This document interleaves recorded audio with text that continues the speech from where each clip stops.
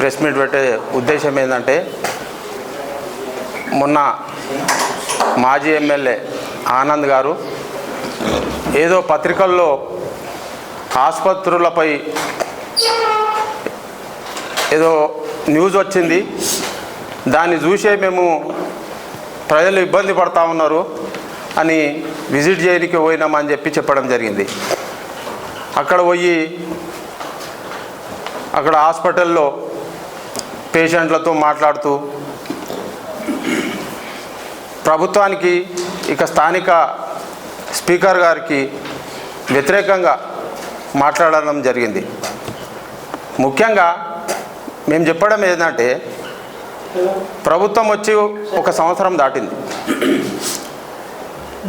Speaker గారు ఈ వికారాబాద్ నియోజకవర్గంపై మంచి పట్టున్న నాయకుడు, అనుభవం ఉన్న నాయకుడు. ఆసుపత్రుల్లో ఏం సమస్య ఉన్నా కూడా స్పీకర్ గారి దృష్టిలో ఉంటుంది, ఖచ్చితంగా అవి పరిష్కారం అవుతాయి. మీరేదో పబ్లిసిటీ చేసుకోవడానికి హాస్పిటల్ పోయి ఏదేదో న్యూస్లో మాట్లాడడం, ఆ తర్వాత అభివృద్ధి విషయంలో మాట్లాడడం. ముఖ్యంగా 1 సంవత్సరం నుంచి ఈ కాంగ్రెస్ పార్టీ వచ్చిన తర్వాత ఎన్నో సంక్షేమ పథకాలు ప్రవేశపెట్టడం జరిగింది. మీరు చూస్తూ ఉన్నారు. ఇవాళ బస్సు మహిళలకు ఫ్రీ కానివ్వండి, 200 యూనిట్ల కంటే తక్కువ ఉన్న వాళ్ళకి ఫ్రీ కరెంట్ కానివ్వండి, ఇవాళ రైతులకు 2 లక్షల లోపు ఉన్నటువంటి రైతులకు రుణమాఫీ కానివ్వండి, ఆ తర్వాత ఇప్పుడు రేషన్ కార్డు గత 10 సంవత్సరాల నుంచి రేషన్ కార్డు లేదు. ఈరోజు కాంగ్రెస్ ప్రభుత్వం వచ్చిన తర్వాత ప్రతి ఒక్క అర్హునికి రేషన్ కార్డు ఇవ్వడం జరుగుతుంది. ఇందిరమ్మ ఇల్లు పథకం తీసుకొచ్చి ప్రతి ఒక్కరికి కూడా సర్వే చేసి ఎవరికైతే ఇండ్లు లేవో ఇల్లు ఇవ్వడం జరుగుతుంది. ఇవన్నీ కూడా కార్యక్రమాలు, సంక్షేమ పథకాలు నడుస్తూ ఉన్నాయి. 2 లక్షల లోపు రుణమాఫీ కూడా జరిగింది. మళ్ళీ 26 తారీఖు నుంచి రైతు భరోసా ప్రతి ఎకరాకు 12,000 చొప్పున ఇవ్వడం జరుగుతూ ఉంది. ఈ విధంగా అదేవిధంగా ఎన్నో సంక్షేమ పథకాలు, అదేవిధంగా అభివృద్ధి కార్యక్రమాలు ప్రసాద్ కుమార్ గారు తీసుకొచ్చి వికారాబాద్ నియోజకవర్గాన్ని అభివృద్ధి పరుస్తూ ఉంటే, ప్రజలు ఆల్రెడీ మీకు రెస్ట్ తీసుకోవాలని చెప్పి మంచి నిర్ణయం ఇచ్చారు. ప్రజలు రెస్ట్ తీసుకోకుండా ఏదో సరే సలహాలు సూచనలు ఇస్తే దాన్ని స్వీకరిస్తాం, కానీ మీరు పోయి హాస్పిటల్ దగ్గరకు పోయి రాజకీయం చేయడము. ఆ తర్వాత మా పట్టణ శాఖ అధ్యక్షుడు సుధాకర్ రెడ్డి గారు, మీరు పోయి అక్కడ ఏదేదో రోడ్ల విషయంలో కానివ్వండి, హాస్పిటల్ విషయంలో కానీ, ఆ జనరేటర్ ఉండే, ఈ హాస్పిటల్లో అది ఉండే, ఇది ఉండే, అది ఉండే, ఇవన్నీ కూడా లేనిపోని ఆరోపణలు చేస్తుంటే మీకు 1 సంవత్సరం కింద ఇవన్నీ కనిపించలేవా? ఇప్పుడు ఎందుకు ఇవన్నీ హంగామా చేస్తున్నారు? మీరు అధికారం పోయిన తర్వాత ఇవన్నీ మీకు గుర్తుకొచ్చినాయని చెప్తే ఆయన కాంగ్రెస్ పార్టీ, టీఆర్ఎస్ పార్టీ నాయకులతో ప్రెస్ మీట్ పెట్టించి ఏదేదో మాట్లాడిపిస్తూ ఉన్నారు. వాస్తవంగా చెప్పాలంటే ఆనంద్ గారు వచ్చిన తర్వాత వికారాబాద్ నియోజకవర్గంలో కానీ, వికారాబాద్ మున్సిపాల్లో కానీ ఎలాంటి అభివృద్ధి జరగలేదు. ఎక్కడ కూడా ఆయన ప్రత్యేకమైనటువంటి ఫండ్స్ తీసుకురాలే, అభివృద్ధి జరగలే. 1 నయా పైసా కూడా అభివృద్ధికి నిధులు తీసుకురాలే. ప్రసాద్ కుమార్ వచ్చిన తర్వాతనే SDF 10 కోట్ల రూపాయల నిధులు వచ్చినాయి. ఆ తర్వాత మళ్ళీ 60 కోట్లు ఏదైతే అంటుర్రో అట్లాంటి జీవోలు చాలా వచ్చినాయి. కానీ జీవోలు వచ్చినంత మాత్రం నా నిధులు రావు. కానీ జీవో తీసుకొచ్చినామని చెప్పి అప్పటికే పదవి అయిపోయింది, దిగిపోయారు. కానీ దాని వెంబడి చాలా కృషి ఉన్నది. ఇవాళ ఆ 60 కోట్ల రూపాయలు ప్రసాద్ కుమార్ గారు తీసుకొచ్చి ప్రతి ఒక్క వార్డులో కూడా రేపు శంకుస్థాపన చేయబోతున్నారు. గతంలో వాళ్ళ కౌన్సిలర్ అంటుండు గోపాల్, ప్రతి మాటికి ఆయన ఇంకా నిద్రమత్తులనే ఉన్నట్టున్నాడు. మా మాజీ ఎమ్మెల్యే కూడా అంటలేడు ఆయన, మా ఎమ్మెల్యేనే అంటున్నాడు ఆనంద్ను. మళ్ళీ అది ఇంకా ఆయన నిద్రమత్తులనే ఉన్నట్టున్నాడు. ఎమ్మెల్యే ఆయననే కనిపిస్తున్నట్టున్నాడు ఆయనకు. ఎందుకంటే ఈరోజు నిధులు మాత్రం తీసుకురాలే ఆయన. గతంలో సంజీవరావు గారు ఎమ్మెల్యే ఉన్నప్పుడు తీసుకొచ్చినటువంటి నిధుల ద్వారానే అభివృద్ధి జరిగింది 20 కోట్ల రూపాయలు. ఆ నిధులను ఆయన నేను తెచ్చినా అని చెప్పి వీళ్ళతో చెప్పించుకుంటున్నాడు. ఇలా town president BRS party Prabhakar Reddy మన గోపాల్ గారు నిన్న మాట్లాడుతూ ఆనంద్ గారు ఇది అభివృద్ధి చేది అన్నీ వాళ్ళు చెప్పినాయి, అన్నీ ఆయన హాయంలో నిధులు వచ్చినాయి కావు, ఆయన హాయంలో అభివృద్ధి జరిగినాయి అయితే కావు.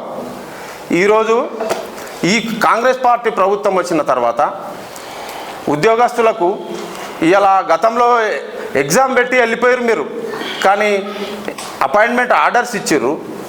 వాళ్లకు శాలరీస్ ఇవ్వాలంటే మన ఆర్థిక పరిస్థితి బాగాలేకున్నా వాళ్ళకి ఎంబడే అపాయింట్మెంట్ ఆర్డర్ ఇచ్చి వాళ్ళకు విధులకు తీసుకున్నారు. ఆ తర్వాత మళ్ళీ టీచర్ ఉద్యోగాలు వేసారు. 11,000 మంది టీచర్ ఉద్యోగాలు అయినాయి. దాదాపు ఇంచుమించు 55,000 ఉద్యోగాలు. గతంలో శాలరీ ఎప్పుడు వస్తుండేనో తెలియదు. ఇవాళ టీచర్లకు ప్రమోషన్స్ 30,000 మంది టీచర్లకు కూడా ప్రమోషన్స్ ఇవ్వడం జరిగింది. ఈ విధంగా ఎన్నో సంక్షేమ పథకాలు ప్రవేశపెడుతూ వికారాబాద్ అభివృద్ధి కోసం దాదాపు ఇప్పటి వరకు 300-400 కోట్ల నిధులు తీసుకురావడం జరిగింది ప్రసాద్ కుమార్ గారు. ఈ R&B రోడ్స్ కానీ, పంచాయత్ రాజ్ రోడ్స్ కానీ, SDF ఫండ్స్ కానీ, ఈ విధంగా వికారాబాద్ మున్సిపల్లో కూడా 24 తారీఖు రోజు కొన్ని శంకుస్థాపనలు కూడా ఉన్నాయి. ఈ విధంగా ఎన్నో. అయితే వాళ్ళు ఏదైతే మా గోపాల్ గారు కానీ మన ప్రభాకర్ రెడ్డి గారు కానీ మాట్లాడుతూ సుధాకర్ రెడ్డి గారు మీద ఆరోపణలు చేయడం ఎంతవరకు సమంజసం? ఆయన ఒక సైనికుడు లాంటి కార్యకర్త, స్టార్టింగ్ నుంచి కూడా కాంగ్రెస్ కార్యకర్త, మంచి పట్టున్న నాయకుడు. ఈరోజు మొన్న జరిగినటువంటి ఎమ్మెల్యే ఎలక్షన్లో కూడా బ్రహ్మాండమైన ఆయన నాయకత్వంలో టౌన్లో మంచి బ్రహ్మాండమైన మెజార్టీ వచ్చింది. కానీ రేపు కూడా భవిష్యత్తులో ఆయన నాయకత్వంలో మళ్ళీ మున్సిపాల్ నుంచి మేము కైవసం చేసుకుంటాం ఖచ్చితంగా. ప్రజలు నిర్ణయిస్తున్నారు. మీకు ఆల్రెడీ ఏదో వాళ్ళు ఏం చేస్తూ కొంతమంది పెయిడ్ వర్కర్లతోని ఈ వాట్సాప్లల్లో క్రియేట్ చేసి అది వైరల్ చేసేస్తారు తప్పిస్తే ప్రజల్లో ఇవాళ మేము ఈరోజు కూడా ప్రజలు గ్రామ సభలు అవుతున్నాయి, బ్రహ్మాండంగా ప్రజలు మంచిగా స్వీకరిస్తూ ఉన్నారు. ఈరోజు అక్కడక్కడ ఒకరిద్దరు ఏదో ఒక సమస్య ఉంటే దాని మీద ఎవరైనా మాట్లాడితే ఇగో నిల్లదీసిరే అని చెప్పి వైరల్ చేస్తారు తప్పిస్తే ఈ విధంగా వాళ్ళు మానుకోవాలి. ఖచ్చితంగా ఇంకా భవిష్యత్తులో 4 సంవత్సరాలు ఇంకా అధికారం ఉంది. ఈ యొక్క వికారాబాద్ నియోజకవర్గానికి అత్యధికంగా నిధులు తీసుకొచ్చి ప్రసాద్ కుమార్ గారు మంచి సంకల్పంతో ఉన్నారు. ఎందుకంటే మన వికారాబాద్ రూపురేఖలు మారిపోతాయి. వాళ్ళు ఏదేదో అంటుర్రు. ఇప్పుడు మెడికల్ కాలేజ్ తెచ్చే అంటే ఒక మెడికల్ కాలేజ్ వికారాబాద్ ఒక్కరికే తీసుకొస్తే ఆనంద్ మెడికల్ కాలేజ్ వికారాబాద్ ఒక్కరికే తెచ్చే అది రాష్ట్ర పాలసీ. ప్రతి జిల్లాకు ఒక మెడికల్ కాలేజ్ ఇచ్చిర్రు. దాంట్లో భాగంగా మనకి ఇచ్చిర్రు. జిల్లా కేంద్రాలు ఇచ్చిర్రు, జిల్లా కలెక్టర్ ఆఫీసులు ఇచ్చిర్రు. అది ప్రతిగా పాలసీలో భాగంగా అవి వచ్చినాయి తప్పిస్తే ప్రత్యేకంగా ఈయన తీసుకొచ్చింది ఏం లేదు. ఇక్కడ ఇవాళ ప్రజలు కాంగ్రెస్ పార్టీని ఆదరిస్తున్నారు. ఖచ్చితంగా రేపు భవిష్యత్తులో స్థానిక సంస్థల్లో మళ్ళీ సత్తా చాటుతాం. ఇక్కడ ఎంపీపీలు కానీ, జడ్పీటీసీలు కానీ, ఈ సర్పంచులు కానీ, ఈ మున్సిపల్ కానీ ఖచ్చితంగా కాంగ్రెస్ పార్టీ కైవసం చేసుకుంటున్నది. వాళ్లకు ఏది పనిబాట లేదు. వాళ్ళు కేవలం ఇంకా అధికారంలో ఉన్నమే అనే ఆలోచనలు ఉన్నట్టున్నారు. ఆడ ఈడ పోయి ఫోటోలు దిగుతున్నారు. గతంలో కూడా మస్తు ఫోటోలు దిగిర్రు. అవి గడిగిప్పిస్తే ఎన్ని DCMలు అవుతుండేను. ఖాళీ ఫోటోలు దిగడము, ఏదో వాట్సాప్లల్లో వైరల్ ఇవ్వడం అంతే తప్పిస్తే వాళ్ళు చేసింది ఏమీ లేదు. మాజీ ఎమ్మెల్యే అయినటువంటి మెతుకు ఆనంద్ ప్రభుత్వ హాస్పిటల్లో సమస్యలు ఉన్నాయని చెప్పేసి విజిట్ చేసి ఆ విజిట్లో భాగంగా ప్రజాస్వామ్య దేశంలో ప్రజాప్రతినిధులు అంటే ఒక గౌరవపదంగా అడిగే హక్కు ప్రతిపక్షాలకు ఉన్నప్పటికీ అడిగే విధానంలో అసభ్య పదజాలంతో నాయకుల పట్ల, ప్రభుత్వం పట్ల విమర్శించడం అనేది సమంజసం కాదు. వాస్తవానికి 10 సంవత్సరాల TRS హయాంలో మిగులు బడ్జెట్గా ఉన్నటువంటి రాష్ట్రాన్ని తన కబంధ హస్తాలతో ఒక కేసీఆర్ కుటుంబ కేంద్రంగా ప్రజలకు సంబంధం లేని సంక్షేమ పథకాలు తీసుకొచ్చి పెద్ద ఎత్తున కాళేశ్వరంతో ముడిపెట్టుకుంటే ప్రతి దాంట్లో స్కాములు చేసి, స్కీముల పేరు మీద స్కాములు చేసి మిగులు బడ్జెట్గా ఉన్నటువంటి తెలంగాణ రాష్ట్రాన్ని లోటు బడ్జెట్ చేసినటువంటి ఘనత టీఆర్ఎస్ పార్టీకి, కేసీఆర్ నాయకత్వాన్ని దక్కుతూ ఉంది. ఆ తర్వాత తెలంగాణ ప్రజలు కోరుకున్నటువంటి తెలంగాణ రాష్ట్రం రావాలా, ప్రజలు అనుకున్నటువంటి పాలన కావాలని చెప్పేసి గౌరవ రేవంత్ రెడ్డి గారి నాయకత్వంలో ఇందిరమ్మ రాజ్యం తెచ్చుకోవాలని చెప్పేసి ప్రజలు స్వచ్ఛందంగా ఓట్లేసి ఈరోజు కాంగ్రెస్ ప్రభుత్వం తీసుకొని రావడం జరిగింది. వచ్చిన ప్రభుత్వంలో సంవత్సరం నుండి నిద్ర లేకుండా 24/7 పని చేస్తూ విదేశాలకు తిరుగుతూ పెట్టుబడులే పరమావధిగా, పెట్టుబడులే లక్ష్యంగా ఇచ్చిన హామీలను అమలు చేస్తూ ఇందిరమ్మ సంక్షేమ పాలన ఏ విధంగా అయితే ఉంటుందో ఆ పాలనను గతంలో ఇందిరాగాంధీ అంటేనే ఇండియా అనేటటువంటి పరిస్థితుల్ని ఈరోజు తెలంగాణ ప్రభుత్వం, రేవంత్ రెడ్డి సర్కార్ ఈరోజు పనిచేస్తూ ఉంది.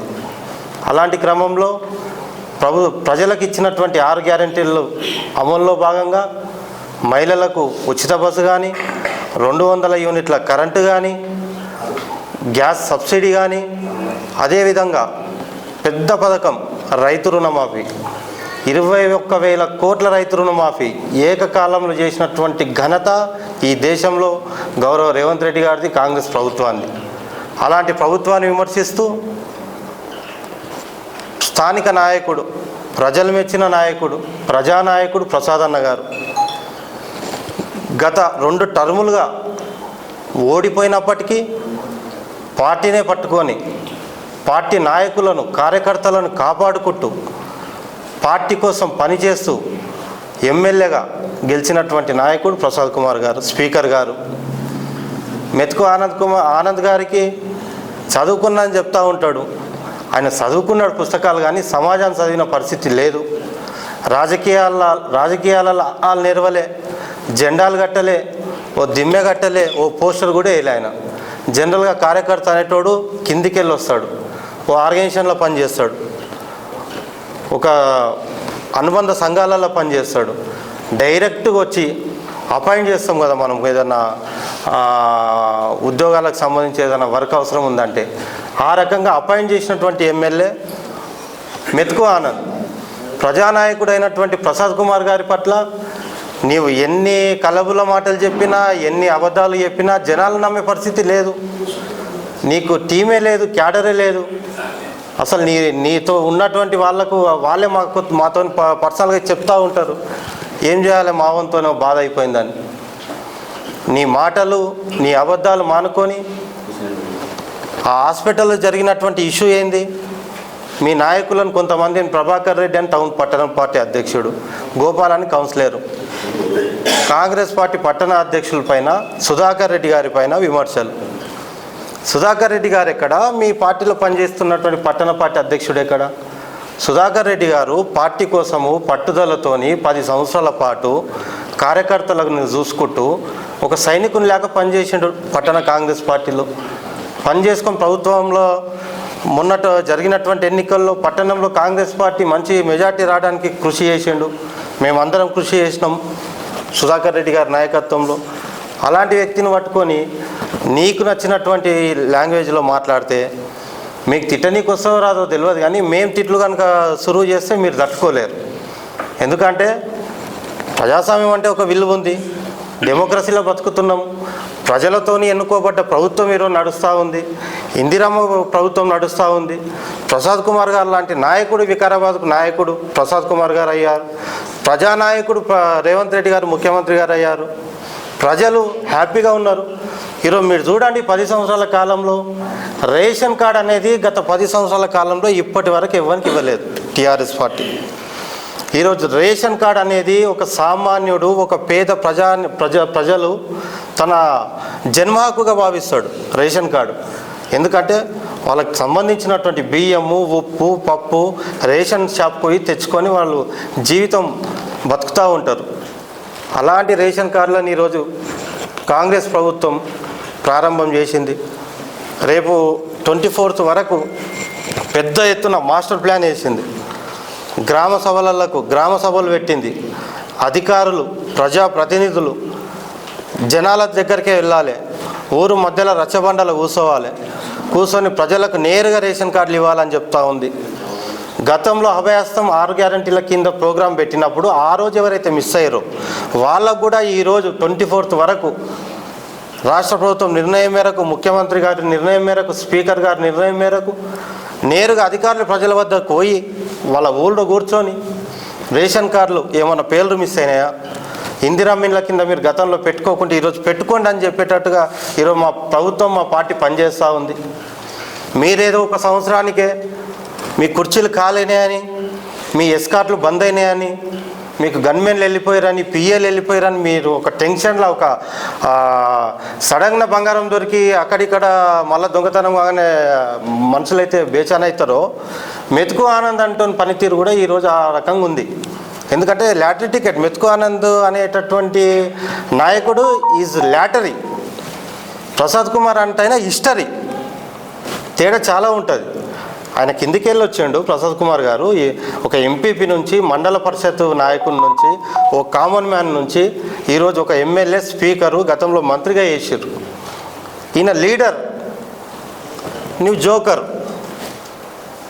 ఎందుకంటే నువ్వు చేసిన 5 సంవత్సరాల కాలంలో ఫోటోలు దిగినావు. ఆ ఫోటోలన్నీ గడిపి మినిమం ఒక 10 లారీలు ఎడతాయి. లారీకి ఒక సమస్య అనుకున్న 10 సమస్యలు ఏమో పరిష్కారం చేయలే. అట్లా చాలా ఉన్నాయి సమస్యలు. మొత్తం ఫోటోషూట్ కార్యక్రమం వినది. ఈయనకు రాజకీయ రంగం కాకుండా సినిమా రంగం అయితే ఈయన 100% సక్సెస్ అవుతాడు. ఈరోజు మేము ఒకటి ఆయనకు అడ్వైజ్ చేస్తూ ఉన్నాం, రాజకీయ రంగం వదులుకొని సినిమా రంగంలో నువ్వు పనిచేస్తే 100% సక్సెస్ అవుతావు. తెలంగాణ నుంచి ఒక మంచి నటుడు వచ్చిందని మేము కూడా వికారాబాదు ప్రాంతవాసిగా మేము కూడా సంతోషపడతాం. నటనకు సెట్ అవుతుంది నీ పాత్ర, లీడర్కి సెట్ కాదు. కాబట్టి తస్మాత్ జాగ్రత్త, నోరు అనేది అదుపులో పెట్టుకోండి. మా నాయకుల పట్ల, పార్టీ కోసం పనిచేసే నాయకుల పట్ల, కార్యకర్తల పట్ల అసభ్య పదజాలంతో మాట్లాడినంత మాత్రాన మీరు హీరోలు గారు. అభివృద్ధి పరంగా మీరు వస్తారా, మీడియా సమక్షంలోకి వస్తారా, లోకల్ ఉన్నటువంటి విలేకరుల సమక్షంలోకి వస్తారా, రండి తేల్చుకుందాం. మా ప్రభుత్వం ఏం చేస్తుంది, గత 10 ఏళ్ల నుంచి మీరేం చేశారు, మీ దగ్గర ఉన్న నాయకుల చరిత్ర ఏంది, మా దగ్గర ఉన్న నాయకుల చరిత్ర ఏంది, ఎవరి బయోడేటా లేదనేది తీద్దాం, ప్రజల ముందుకు వెళ్దాం. కాబట్టి ఇలాంటి మాటలు రిటర్న్ తీసుకోవాలని పత్రికా సమావేశానికి విచ్చేసినటువంటి మీడియా ప్రతినిధులకు అందరికీ, అదేవిధంగా మా కాంగ్రెస్ పార్టీ కౌన్సిలర్లకు, మా మున్సిపల్ వార్డు ఇన్ఛార్జులకు, అదేవిధంగా మా నాయకులకు, కార్యకర్తలకు అందరికీ మీడియా ముఖంగా నమస్కారం తెలియజేస్తున్నాం. గత 2 రోజులుగా ఏదైతే మొన్న హాస్పిటల్లో మాజీ ఎమ్మెల్యే ఆనంద్ గారి ఇష్యూ ఆయన అక్కడ పోయి పరామర్శించడం జరిగింది. అక్కడ మరి కొన్ని చౌకబారు మాటలు మాట్లాడిండు ఆయన. అదే విషయమై మా పట్టణ కాంగ్రెస్ అధ్యక్షుడు సుధాకర్ రెడ్డి గారు మరి నిన్న జరిగిన మున్సిపల్ సమావేశం తర్వాత ఆ విషయంపై స్పందిస్తూ మరి మాజీ ఎమ్మెల్యే ఆనంద్ గారు మరి వికారాబాద్కు ఏం చేసిండు, మరి గుంతలు ఇంతకుముందు కనిపించలేవా, ఈరోజే కనిపించినాయా గుంతలు అనే విషయంపై మాట్లాడడం జరిగింది. అందులో ఆయన మాట్లాడిన విషయంలో ఎలాంటి తప్పేం లేదు, ఉన్న విషయమే మాట్లాడిండు సుధాకర్ రెడ్డి గారు. ఆ విషయంపై మళ్ళీ నిన్న బీఆర్ఎస్ నాయకులు మరి వాళ్ళు స్పందిస్తూ నిన్న మీడియా సమావేశం ఏర్పాటు చేయడం జరిగింది. ఆ సమావేశంలో వారు మరి కొన్ని మరి మద్గు చిట్టపల్లి కౌన్సిలర్ గోపాల్ గారు మాట్లాడుతూ కేసీఆర్ ఏం చేయలేడా, ఆనంద్ ఏం చేయలేడా, కేసీఆర్ ఏం చేయలేడా అంటే చేసిండు. కేసీఆర్ 7 లక్షల కోట్ల అప్పు చేసి తెలంగాణ ప్రజలను ఎత్తిపై గుదిబండలాగా పెట్టి ఇవాళ ప్రజలందరినీ పరిశాన్ చేస్తుండు. మా కాంగ్రెస్ ప్రభుత్వం ప్రజాపాలన స్టార్ట్ అయ్యి దాదాపు సంవత్సరం అవుతుంది. సంవత్సరం లోపల మేము ఇచ్చిన 6 గ్యారంటీలు ప్రతి ఒక్కటి అమలు చేస్తున్నాం. అక్కడక్కడ కొన్ని అమలు చేయకపోతున్నాం. ఎందుకంటే ఆదాయంలో కొద్దిగా రాష్ట్ర తలసరి మార్పు జరిగింది. ఎందుకంటే ఇది కేసీఆర్ చేసినటువంటి అప్పుల వల్లనే మేము ప్రజలకు కొన్ని ఇచ్చిన హామీలు నెరవేర్చలేకపోతున్నాం. అవి కూడా నెరవేరుస్తామని ముఖ్యమంత్రి గారు హామీ ఇచ్చారు. అదేవిధంగా మా తెలంగాణ రాష్ట్ర అసెంబ్లీ స్పీకర్ అయినటువంటి గడ్డం ప్రసాద్ కుమార్ గారు, వికారాబాద్ శాసనసభ్యులు, వికారాబాద్కు ఎన్నో నిధులు తెచ్చి ఆయన వికారాబాద్ను అభివృద్ధి చేయాలనే లక్ష్యంతో ముందుకు సాగుతున్నారు. నిన్న సురేష్ గారు మన బీఆర్ఎస్ నాయకుడు సురేష్ గారు మాట్లాడుతూ స్పీకర్ ఉన్నాడు, మనకు వికారాబాద్ అసెంబ్లీకి అయినటువంటి శాసనసభ్యులు స్పీకర్ అయినందుకు చాలా సంతోషం ఉంది. మరి ఆయన హయాంలో చాలా అభివృద్ధి జరుగుతుందని మేము ఆశిస్తున్నామని ఆయన అన్నాడు. సురేష్ గారికి, మిత్రుడు సురేష్ గారికి నేను కూడా చెప్పదలుచుకున్నా, మీరు అనుకున్నట్టు 200% వికారాబాద్ అభివృద్ధి జరుగుతుంది ప్రసాద్ కుమార్ గారి హయాంలో. మీరు అది కల్లారా చూడబోతున్నారు, అతి తొందరలో చూస్తారు. అతి తొందరలో ఈ 24 తారీఖు మరి ఇంతకుముందు మా అన్నగారు ముత్తా షరీఫ్ గారు చెప్పినట్టు 24 తారీఖు చాలా శంకుస్థాపనలు ఉన్నాయి. ఏదైతే టఫ్ఐడిసి ఫండ్స్ కానీ 60 కోట్ల ఫండ్స్ కానీ మున్సిపల్ సంబంధించిన నిధులు మొత్తం ప్రసాద్ కుమార్ గారి చొరవ వల్లనే మాత్రమే వచ్చినాయి, లేకపోతే అవి ల్యాప్స్ అయిపోతుండే. అన్నగారు వచ్చి ఆయన మాట్లాడి ముఖ్యమంత్రి గారితో మాట్లాడి అదే విధంగా అన్ని శాఖలతో మాట్లాడి చాలా నిధులు తీసుకొస్తారు, వికారాబాద్ అభివృద్ధికి కృషి చేస్తారు. అదేవిధంగా కలెక్టర్ ఆఫీస్ గురించి మాట్లాడారు, హాస్పిటల్ గురించి మాట్లాడారు. అవి ఆల్రెడీ అన్ని జిల్లాలకు వచ్చినట్టు వికారాబాద్ జిల్లాకు కూడా వచ్చినాయి. కలెక్టర్ ఆఫీసు అన్ని జిల్లాల్లో కొత్తగా కలెక్టరేట్లు కట్టారు. అదేవిధంగా వికారాబాద్ జిల్లాలో కూడా కట్టారు. స్టేట్ పాలసీ ప్రకారం రాష్ట్ర ప్రభుత్వం ఏదైతే కొత్త జిల్లాలకు కలెక్టరేట్లు ఇచ్చిందో దాంతోపాటు వికారాబాద్ కూడా వచ్చింది, స్పెషల్గా ఏం రాలేదు. ఇంకో విషయం, వికారాబాద్ జిల్లా ఎట్లా ఏర్పడ్డది? జిల్లా ఏర్పాటు కారకులు ఎవరు? జిల్లా ఏర్పాటుకు ఉద్యమం చేసింది ఎవరు? జిల్లా ఏర్పాటు కావడం కారణం కాంగ్రెస్ పార్టీ. ఇక్కడ దాదాపు 60 రోజులు మరి ఎన్టీఆర్ చౌరస్తాలో ఉద్యమాలు చేసి అందరిని మీ పార్టీని అడ్డుకొని, మీ పార్టీ మంత్రులను అడ్డుకొని, అందరిని అడ్డుకొని ఇదే సుధాకర్ రెడ్డి గారు మరి మాజీ అసెంబ్లీ స్పీకర్ ప్రసాద్ కుమార్ గారి ఆదేశాల మేరకు మరి ఆయన ఆధ్వర్యంలో ప్రతిరోజు ఒక వినూత్న కార్యక్రమాలు తీసుకొని మరి జిల్లా ఏర్పాటు కోసమై చాలా వినూత్నమైన ఉద్యమాలు చేసి ఆ జిల్లా ఏర్పాటుకు ఇలా రావడానికి కారణం మేము కేవలం కాంగ్రెస్ పార్టీ నాయకులు మాత్రమే. మా కృషి వల్ల మాత్రమే జిల్లా వచ్చింది. జిల్లా రావడం వల్లనే ఈరోజు మీ ఎవరైతే మాజీ ఎమ్మెల్యే మెతుకు ఆనంద్ బీఆర్ఎస్ పార్టీ జిల్లా అధ్యక్షుడు అయ్యాడు. ఆ జిల్లా రావడం వల్లనే ఇలా కొత్త జిల్లా కలెక్టరేట్ కార్యాలయం కట్టారు. దయచేసి ఈ విషయాన్ని మర్చిపోకుండా అందరూ గుర్తుపెట్టుకోవాలని కోరుకుంటూ, అదేవిధంగా నేను బీఆర్ఎస్ పార్టీ నాయకులకు ఒక మీడియా ముఖంగా సవాల్ విసురుతున్నా. మీరు వికారాబాద్లో 10 సంవత్సరాలు మీరు బీఆర్ఎస్ పాలన నడిచింది కదా, మరి ఎక్కడ డబుల్ బెడ్రూమ్ కట్టిర్రు? ఎక్కడ వికారాబాద్లో డబుల్ బెడ్రూమ్ కట్టిర్రు? నేను సవాల్ ఇస్తున్నా, మా నాయకులం అందరం వస్తాం. మీరు ఎక్కడికి వస్తారు? మీ డబుల్ బెడ్రూమ్ వికారాబాద్ నియోజకవర్గంలో ఎక్కడ కట్టిర్రు? ఆడికి తీసుకెళ్ళి చూపించండి. ఆడ మీకే మేము సన్మానం చేస్తాం, పూలదండలు ఇస్తాం. కానీ ఈరోజు మా ప్రజాపాలన మా ముఖ్యమంత్రి రేవంత్ రెడ్డి గారు, అదేవిధంగా తెలంగాణ అసెంబ్లీ స్పీకర్ శ్రీ గడ్డం ప్రసాద్ కుమార్ గారి ఆధ్వర్యంలో మరి వికారాబాద్లో బ్రహ్మాండంగా ప్రజాపాలన ఈరోజే దాదాపు ఈరోజు 15 వార్డులు పూర్తయినాయి. వార్డు సభలు నిర్వహిస్తూ ప్రతి ఒక్కరికి రేషన్ కార్డు 10 సంవత్సరాలలో మీరు ఎక్కడ ఇచ్చిరా రేషన్ కార్డు? ఏడా ఇచ్చారు మీరు రేషన్ కార్డు? ఒక మీటింగ్ పెట్టిరా? రేషన్ కార్డు కోసం అప్లికేషన్ ఫామ్ తీసుకోరా? ఎక్కడ మీరు చేసింది? ప్రజలకు ఏం చేశారు? మీరు ఏం చేయలేరు. ఎంతవరకు మీ కమిషన్లు, మీ దందాలు, మీ భూ కబ్జాలు ఇవి మాత్రమే చేసిర్రు. ఇంకో విషయానికి వస్తే బ్రిడ్జి నిర్మాణం గురించి మాట్లాడుతారు. బ్రిడ్జి విషయమై ప్రసాద్ కుమార్ గారు నిన్న ఒక 2-3 రోజుల క్రితమే ఇదే క్యాంప్ ఆఫీస్లో దాదాపు 25 మంది అక్కడ ఆ బ్రిడ్జి నిర్మాణం వల్ల కొన్ని ఇండ్లు, కొంతమంది ప్లాట్లు, కొంతమంది ఖాళీ స్థలాలు పోవడం జరుగుతుంది. వాళ్ళని పిలిచి సహృదయంతో వాళ్ళని పిలిచి ఇక్కడ కూర్చొని మాట్లాడి బ్రిడ్జి అందరికీ అవసరం ఉంది కాబట్టి మీకు జరిగే నష్టాన్ని ఖచ్చితంగా నేను నా సొంత జాగా పోయినట్టుగా నేను ఫీల్ అయ్యి నేను మీ అందరికీ న్యాయం చేస్తా అని చెప్పి ఆ 25 కుటుంబాలను ఇక్కడ పిలిచి మరి ఆర్టీఓ గారి ఆధ్వర్యంలో వాళ్ళకి అందరికీ హామీ ఇవ్వడం జరిగింది. సంతోషంగా ఒప్పుకోరు వాళ్ళు కూడా. 25 కుటుంబాలకు నేను కూడా చేతులతో నమస్కరిస్తున్నా. ఎందుకంటే ప్రజలకు కలిగే ఇబ్బందులు వాళ్ళు అర్థం చేసుకొని ఎన్నో యాక్సిడెంట్లు, ఎన్నో మరణాలు జరిగిన బ్రిడ్జి పైన వాళ్ళు ప్రతి ఒక్కటి అర్థం చేసుకొని వాళ్ళు పెద్ద హృదయంతో వాళ్ళు ఆ బ్రిడ్జ్ నిర్మాణానికి ఒప్పుకున్నారు. వాళ్ళందరికీ కూడా మా కాంగ్రెస్ పార్టీ తరఫున చేతులతో నమస్కరించి వాళ్ళకు ధన్యవాదాలు తెలియజేస్తున్నా. అదేవిధంగా మరి ఇలాంటి ఎన్నో కార్యక్రమాలు చేస్తున్నటువంటి మరి మా ప్రభుత్వాన్ని కానీ మా ప్రసాద్ కుమార్ గారిని కానీ అదేవిధంగా మా పట్టణ కాంగ్రెస్ అధ్యక్షుడు సుధాకర్ రెడ్డి గారిని కానీ ఇంకో విషయం సుధాకర్ రెడ్డి గారి విషయానికి మాట్లాడడానికి వస్తే మరి నేను ఒకటే చెప్తున్నా సుధాకర్ రెడ్డి అన్న గారి గురించి. ఆయన పట్టణ కాంగ్రెస్ అధ్యక్షునిగా దాదాపు 12 సంవత్సరాల నుంచి ప్రసాద్ కుమార్ గారి ఆధ్వర్యంలో ఆయన చెప్పిన మాట తూచా తప్పకుండా పాటిస్తూ ప్రతి ఎలక్షన్లో ప్రతి ఎన్నికల్లో ఆయన చూపించిన మెజార్టీ మీరు ఇచ్చిర్రా? కాంగ్రెస్ పార్టీ ఆయన ఆధ్వర్యంలో వికారాబాద్ పట్టణంలో బ్రహ్మాండంగా నడిచింది. 100లాది మంది కార్యకర్తలను తయారు చేసిండు ఆయన, 100లాది మందికి సాయం చేసిండు, 100లాది మంది నాయకులకు ఇప్పటి కూడా ప్రతి విషయంలో 24/7 అందుబాటులో ఉండే ఒకే నాయకుడు సుధాకర్ రెడ్డి గారని సభాముఖంగా నేను తెలియజేస్తూ మరొకసారి సుధాకర్ రెడ్డి గారిపై కానీ అదేవిధంగా ప్రసాద్ కుమార్ గారిపై కానీ అభివృద్ధిపై కానీ అదేవిధంగా తెలంగాణ ప్రభుత్వం కానీ చౌకబారు విమర్శలు చేస్తే చూస్తూ ఊరుకోవడం లేదు. మేము ఎవరికి కూడా మేము హార్ష్గా అంటే స్నేహపూర్వక వాతావరణంలోనే మేము మీకు చెప్తున్నాము. మీకేమన్నా సమస్యలు ఉంటే ప్రజా సమస్యలు ఏమన్నా మా దృష్టికి తీసుకురావాలనుకుంటే సామరస్యంగా శాంతియుతంగా మా దృష్టికి తీసుకురండి, మేము కూడా పరిష్కరించడానికి సిద్ధంగా ఉన్నాం. మరి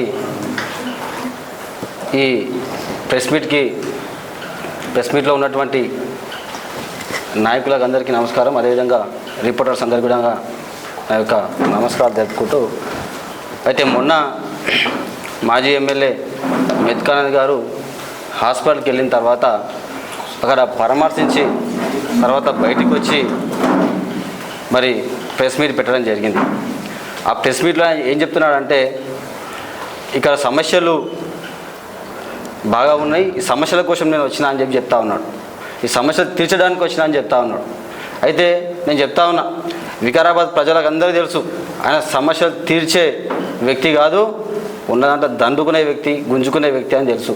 అంటే నా అభిప్రాయం, ప్రజల అభిప్రాయం ఏంటంటే, ఆయన అదే హాస్పిటల్కి వెళ్ళి మరి మీకు అది అంతా బాగాలేదు కదా, ఇది ఎంత వ్యవస్థ బాగాలేదు, మీరు ఇక్కడ రాకండి, ఇక్కడనే నా పక్కన హాస్పిటల్ ఉంది, నాదే హాస్పిటల్ ఉంది, మరి హాస్పిటల్కి రండి, అక్కడ నేను ట్రీట్మెంట్ చేస్తా, నేను ఎమ్మెల్యే ఓడిపోయిన తర్వాత మరి నాకు పైసలు రావడం లేదు మరి అని చెప్పినట్టున్నారు లోపల.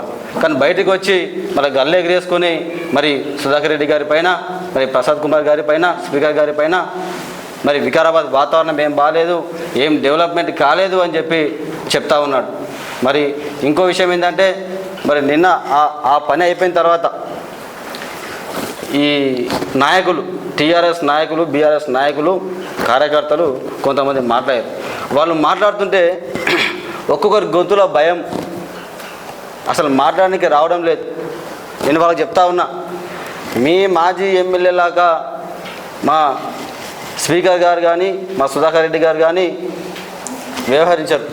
మీరు మాట్లాడితే కేసులు చేపించారు, మీరు నిర్భయంగా మాట్లాడవచ్చు, మా మీద వ్యతిరేకంగా మాట్లాడవచ్చు, మాకు సలహాలు గిటంగా ఇవ్వచ్చు. మీరు మాట్లాడారు కదా అని చెప్పేసి వాళ్ళు మీ మీద ఏం కేసులు చేపియము, మేమేమి ఈపులు గిటం వలగొట్టం. మీరు భయపడకుండా ఎప్పుడైనా మాట్లాడవచ్చు అని చెప్పేసి విధంగా నేను వాళ్ళకి చెప్తా ఉన్నా. ఇంకో విషయం చెప్తా ఉన్నా, మరి ఈరోజు మాజీ ఎమ్మెల్యే గారు ఆయనకు తలగా అనేది పనిచేస్తలేదు. నేను స్పీకర్ గారితో నేను ఇంట్రెస్ట్ మీ మీద తీసుకొని స్పీకర్ గారితో మాట్లాడతా. మీకు పదవి పోయిన తర్వాత పిచ్చి లేచినట్టున్నది, మరి మీకు అదే గవర్నమెంట్ హాస్పిటల్లో డ్యూటీ ఇప్పిస్తా, మీరు డాక్టర్ లాగా అక్కడ సేవలు చేయండి అని చెప్తా ఉన్నా. అట్లా నన్ను వికారాబాద్ చేసిన పాపము కొద్దిగా కడకపోతా అని చెప్తా ఉన్నా. ఇంకోటి చెప్తా ఉన్నా ఏంటంటే, ఇప్పుడు బీఆర్ఎస్ నాయకులు అందరూ ఆయన చేయి పట్టుకొని తిరుగుతూ ఉన్నారు. మళ్ళా బీఆర్ఎస్ ఉద్యమకారుల గిట్టంగా, అప్పుడున్నటువంటి ఉద్యమకారుల గిట్టంగా ఆయన ఇంతకుముందు ముడ్డి మీద తన్ని పోయిండు. తర్వాత అయినప్పటికీ మళ్ళా మీరు మాజీ ఎమ్మెల్యే గారి దగ్గరికి అవుతా ఉన్నారు. నేను వాళ్ళకి ఏం చెప్తా ఉన్నా అంటే, ఆయన ఆల్రెడీ మొయినాబాద్లో హాస్పిటల్ కడతా ఉన్నాడు. అక్కడ reservation Moinabad చెవల to Moinabad SC reserve ఉన్నది. ఈయన అంతా ముడ్డి మీద తన్నీరు. ఈ నుంచి మళ్ళీ పోయి ఆడ హాస్పిటల్ కట్టి మళ్ళీ 2-3 సంవత్సరాలు సేవ చేసి అక్కడ టికెట్ తీసుకొని మళ్ళీ ఇలావాడి గెలుద్దామనే ఆలోచన ఉన్నదేమో ఆయనకు. కానీ ఏడవైనా నీ ముడ్డి మీద అంటారు పబ్లిక్. ఎందుకంటే బీఆర్ఎస్ చేసేటువంటి కథ అట్లా ఉన్నది, కేసీఆర్ చేసేటువంటి కథ అట్లా ఉన్నదని చెప్పేసి నేను చెప్తా ఉన్నా.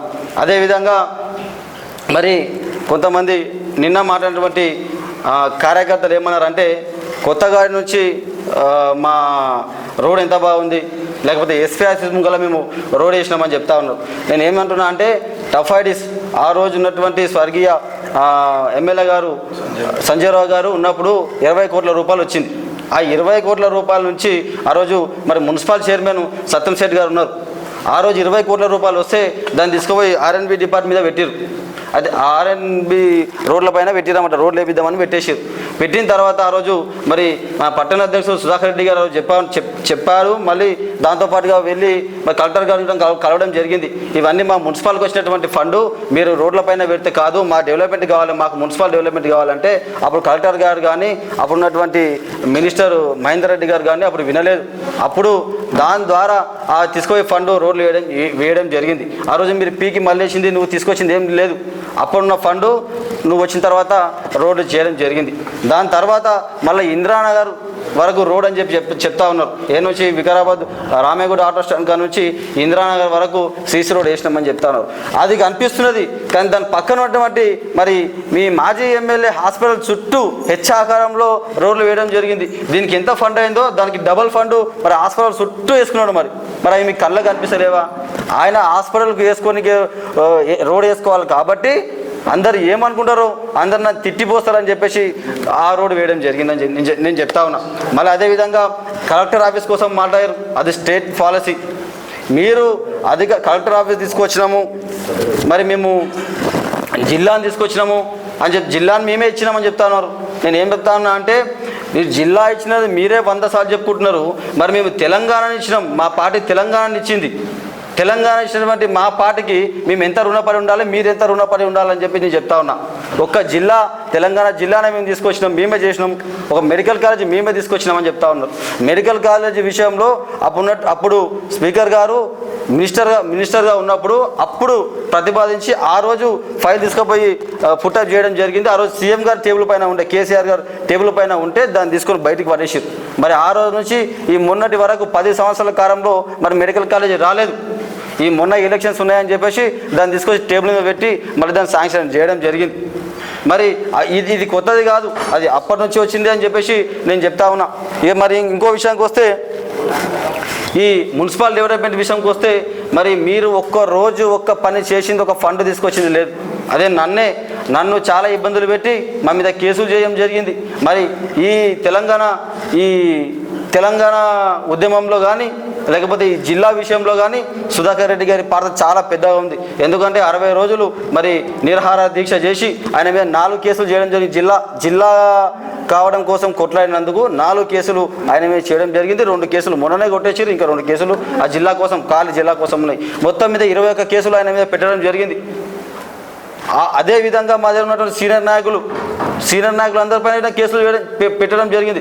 మీరు చేసింది డెవలప్మెంట్. అదే పోలీస్ స్టేషన్లో ఎన్ని కేసులు అయినాయని చూసుకోవాలి, అదే మీ డెవలప్మెంట్ అని చెప్పేసి నేను చెప్తా ఉన్నా. అదే మున్సిపల్ విషయంకి వస్తే మరి మాకు ₹1 ఫండ్ పెట్టడం లేదు. నేను 4 సంవత్సరాల్లో 23 లక్షల ఫండ్ నాకు పెట్టారు. 23 లక్షలు మాత్రమే. మరి ఇప్పుడు ఈ గవర్నమెంట్ వచ్చిన తర్వాత మరి 45 లక్షల నుంచి 55 లక్షల మధ్య ఇప్పుడు ఇంకో 10 లక్షల వరకు పెండింగ్ ఉంది. సుమారు 55 లక్షల వరకు నా వార్డులో నేను చేసిన. మరి తెలంగాణ స్పీకర్ గడ్డం ప్రసాద్ కుమార్ ఆధ్వర్యంలో మరి సుధాకర్ రెడ్డి గారి ఆశీస్సులతో నేను ఈరోజు మరి ఇంత పెద్ద వర్క్ నేను 55 లక్షల వరకు చేయడం జరిగింది. ఈరోజు మరి ఈ కాంగ్రెస్ వచ్చినాక ఏ విధంగా డెవలప్ అయింది, మరి రాకముందు మీరున్నప్పుడు ఎంత చెదారంతో నిండుకుపోయింది ఈ మున్సిపాలిటీ అని చెప్తా ఉన్నా. ఎంతమందిని మీరు ఇబ్బంది పెట్టారు, మున్సిపల్ చైర్మన్ గారిని ఇబ్బంది పెట్టారు, జడ్పీ చైర్పర్సన్ గారిని ఇబ్బంది పెట్టారు, మమ్మల్ని ఇబ్బంది పెట్టారు. మీరు ఇబ్బంది పెట్టినందుకు ప్రజలు గుర్తించి మిమ్మల్ని ముడ్డి మీద దాన్ని పంపించారని చెప్తా ఉన్నా. ఇంకొకసారి కూడా మరి ఇట్లాంటి విమర్శలు చేయొద్దు. చేస్తే మరి మేమైతే ముఖ్యంగా నేనైతే ప్రసాద్ కుమార్ గారి ఇలాగా కానీ మరి అడ్డ సుధాకర్ రెడ్డి గారికి ఇలాగా నేను మంచోనైతే కాదు, నేను మీ బద్దల భాషింగాలు చేస్తా అని చెప్తా ఉన్నా. Thank you so much.